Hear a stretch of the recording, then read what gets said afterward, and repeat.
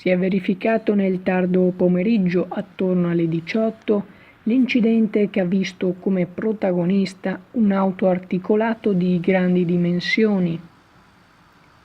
Il mezzo, nell'immettersi su strada Battaglia da via Pellico, avrebbe sbagliato la manovra di svolta, finendo parzialmente fuori strada.